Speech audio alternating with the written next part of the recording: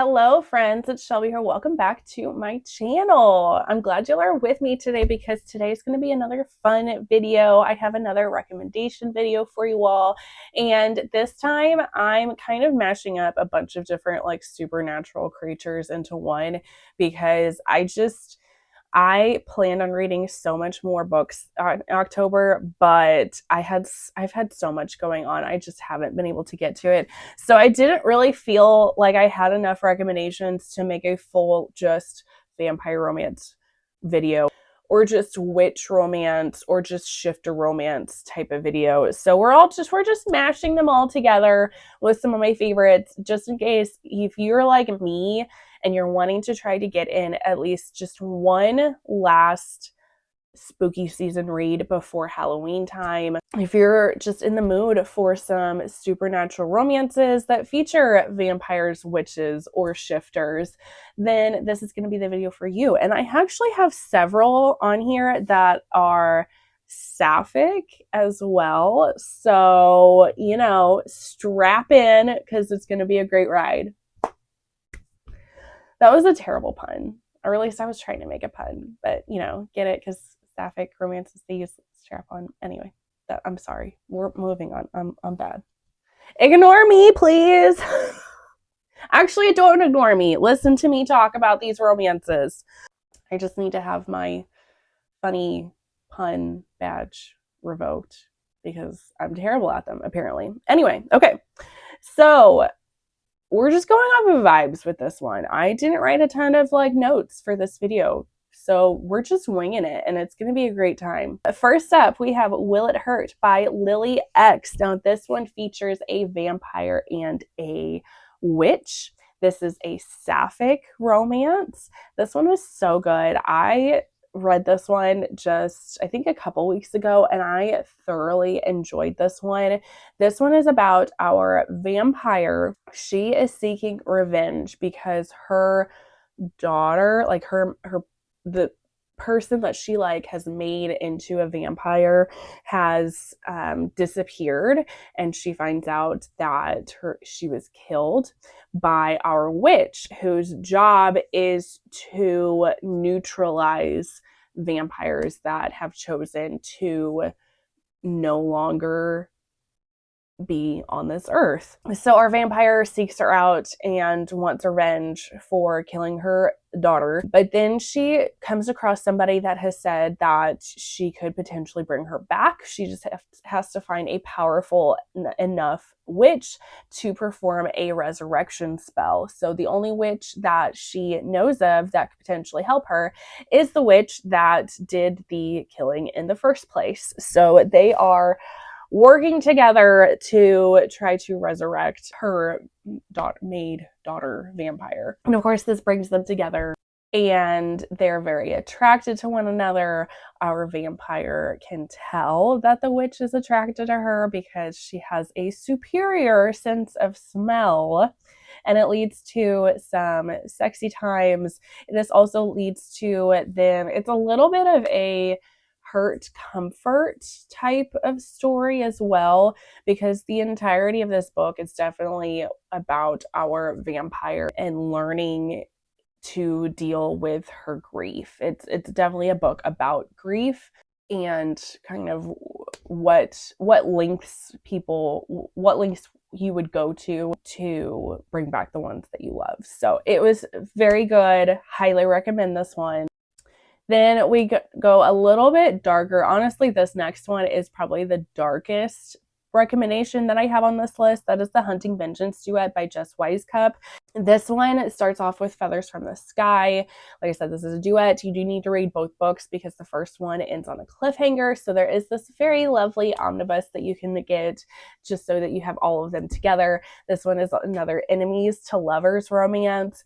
Our female main character, she is descended from vampire hunters, and our male main character is a vampire, and he is wanting to get close to her because he thinks that she had something to do with his missing brother. So he's determined to find out what she knows so that he can find his brother. And of course, they're also very attracted to each other, so that kind of throws a wrench in his plans. There's a lot of hate sex in this one. These two, it's a very toxic relationship in this story, but it does turn into an HEA at the end. The second part, I will say, is much darker than the first part. So definitely check your trigger warnings. There are triggers for suicide and suicide ideation and depression featured very heavily in this duet, but I adored this. It's just the perfect vampire romance, exactly what I want in a vampire romance, because it's super sexy, lots of spice. There's also lots of blood and gore, and that's just what I expect from a vampire romance. And this definitely delivered, and I highly recommend this one. This one I feel like is very underrated, especially from this author's repertoire of books, and it's so good. I loved it. Then turning to some shifters, another sapphic romance, we have Aurora's Angel by Emily Noon. This one of our female main characters, she is a shifter, but she's like a special shifter, which you find out later on in the book why she's so special. But her father was murdered. So her whole life since his murder, she has just been traveling, trying to find all of the people responsible for her father's murder and killing them. And so she's almost done with her revenge plans, and at the end, when she's finally done, she's planning on just going off and being by herself and finding peace. And so she's on this one last task, and she ends up coming across this area where a bunch of shifters are being caged and kept, and she comes across this woman. She is an avian, and she decides to help this woman out. However, she's wary of this person because historically, this race, this species of being these avians, have not been kind to shifters and have sold shifters out to places like this to be experimented on. But she's being kind to this one person. However, our avian female, she has no clue. She's very sheltered. She's a princess. And so she has no idea how to survive in this harsh world, and she has no idea how to get back home. So our shifter female decides to help her. They journey together to take her back to her home, and then our shifter female is going to finish her tasks and go off and be by herself. However, of course, since it is like a forced proximity, they're traveling together, they get to know one another, and they start to fall in love with each other. And it was just such a unique world and magic system, and I loved them slowly learning each other and slowly learning to trust each other so that they fall in love. And it's such a good romance, a standalone, which I can appreciate because I've got too many series that I need to read. So if you're just wanting something like just one book to read, this one was a pretty good one. Then we have Howl by Meg Olivian. This is first book of a series. I don't remember what the series name is, but this one is another shifter romance, and this one is a friends to lovers romance. This one was super cute. A lot lower in the steam on this one, so if you're not wanting something like super spicy, this one would be a cute one. It kind of gave me Halloween Town vibes because these characters live in this supernatural town. Our female main character, I believe she is human, but she knows about all these other supernatural creatures. She thinks that her best friend is also human because he's been hiding from her that he's a shifter. She ends up having an altercation with an ex, and her friend happens to be there, and he gets very protective of her, and he's starting to realize that she might be his mate. And so she's also kind of seeing him in a new light since he got very protective and obsessive over her. And she's like, oh, am I starting to have feelings for my friend? But neither one of them wants to do anything because they don't want to ruin their friendship, because they truly love and care for each other. So they don't know how to navigate if they can potentially become more and what that means for them. So this was just, like I said, it's like a small town, very cute type of romance, super quick too. So if you're wanting something quick to get through, this would be a good one. The second book of this series, which I have not gotten to yet, features a vampire. So, and then The Marriage Hex by Sarah Blue.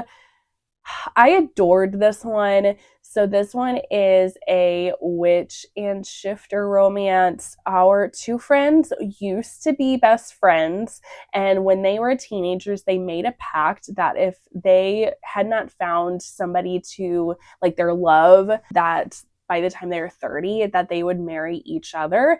And somehow this actually turns into a spell, unbeknownst to our witch. Didn't realize she was casting a spell. And so then they find out that, you know, he's a shifter and she's a witch, and they realize that they are enemies. The witches and shifters and vampires of this town do not get along with each other. So now they're enemies as adults. But then 30th birthday comes around and the spell enacts, and they've made this pact, and so this spell forces them to get married, and it will not let them be far enough away from each other. So now they have to live with each other while they're trying to figure out how to break the spell that they made. So it's got that forced proximity in it, and you find out more stuff about our female main character, and you know why none of these groups in this town get along with each other. And this one is so good. I adored this one. I thoroughly enjoy Sarah Blue's writing. It is funny, it is super spicy, and it was fabulous. It was just so good. And then book 2 of this series, I think this is going to end up being a 3-book series. But book 2 of this series is about one of her friends. It's a witch and a vampire romance. So that one, I have it on my TBR. I'm hoping to get to this one by the end of October, but don't know if that's going to happen. But again, so there's another like vampire-y book as a sequel if you're wanting to continue the series. And then our next one, Blood and Brujas by Michaela Di Hornado, which I actually have a couple of special editions for this book, which you can, it's in my backgrounds a lot of times. This one features all of our paranormal creatures. We've got witches, we've got vampires, there's shifters in this one as well. So this is the first book of the Fate of the Acna series. So I've only read book 1. I definitely need to read book 2 because book 1 does end on a cliffhanger. And I believe there's going to be more books in this series as well, but books 3 and potentially 4 are going to be about a different area and like different characters of this world. So in this one, we have our female main character. She is a Bruja warrior princess, and her kingdom is at war with a vampire kingdom. And then her mother and the king of the vampire kingdom decide that they have had enough of bloodshed and they want to form an alliance and create peace between their two nations so that their people stop dying out. So her mother basically forces her into an arranged marriage with the vampire king, and our female character is not happy about this whatsoever. She will do her duty to her kingdom, but she thinks that the vampires are very prude and prissy and is not a fan of this. And she thinks the vampire king has ulterior motives to making this alliance. So she's bound and determined to figure out what he is actually wanting.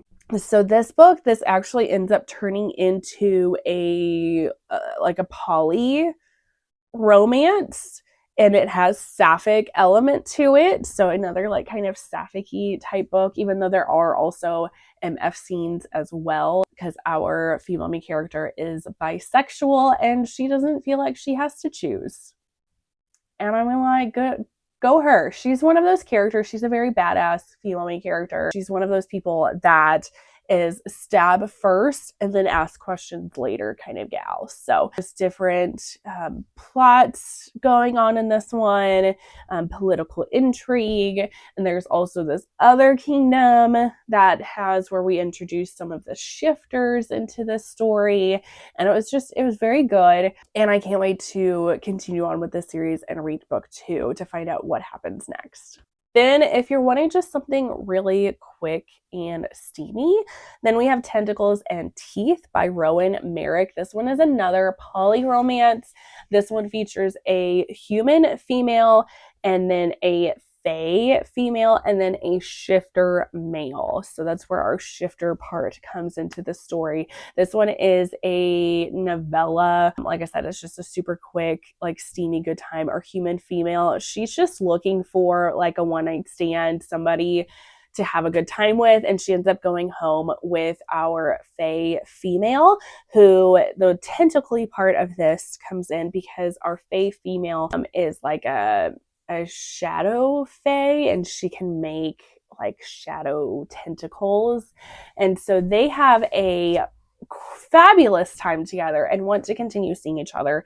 But our fae female's roommate is our shifter male, and he sensed this human female and is also obsessed with her and wants to be with her. So they form this kind of a poly relationship, but the fae female and the male shifter are best friends, and they have no interest in being together sexually. So it is just both of them being with the human female and worshiping her, and it's very sexy. Like I said, super quick if you're just wanting something quick and fun to read.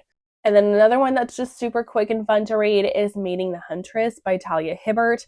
This one actually is a Halloween novella. I believe this takes place on Halloween, and this one is between a huntress and a shifter, and it's fabulous because our shifter knows that she is his fated mate. So he comes to this like bakery that her family owns to meet her, and he wants to go on a date with her, and he's super duper cute and sweet. But she has this huntress blood in her. She has never been allowed to be a hunter because there was a prophecy that if she became a huntress and the first person that she killed would end up killing her. So she sees this man and says yes to going on a date with him, but she's got ulterior motives because she knows that he is a shifter. So her plans are to go on this date with him and kill him and prove to her family that she can be an amazing huntress just like the rest of the women in her family. And of course, like I said, they're fated mates, and it's so cute and steamy. And like I said, this super quick one, highly recommended. I adored this one. And then a more recent one that I read that is not necessarily romance per se, and that's going to be Immortal Dark by Tyjust Gurma. And I'm putting this on here because it does feature vampires very heavily in this book. So if you're in a vampire mood, this one is a great one to pick up, especially because book 2 is coming out pretty soon.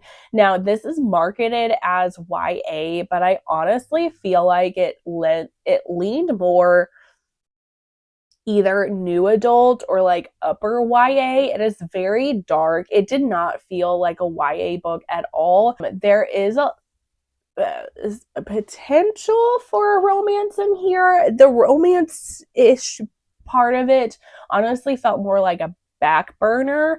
I could see in like next books where this could turn more into a little bit of a romance, but this is truly more about just this like dark academia type atmosphere. Our female main character, her twin sister has gone missing, and so she is determined to figure out what has happened to her sister, and so she's wanting to get into this prestigious supernatural academy that her family has come from to find out more about the lore and figure out what could have happened to her sister. And so there's just she ends up she goes back to her family's inherited house, and there is a vampire that is also living in this house. And so they have to live together, but she doesn't trust vampires. She thinks vampires are the ones that took her sister. So she doesn't trust this male that she has to live with.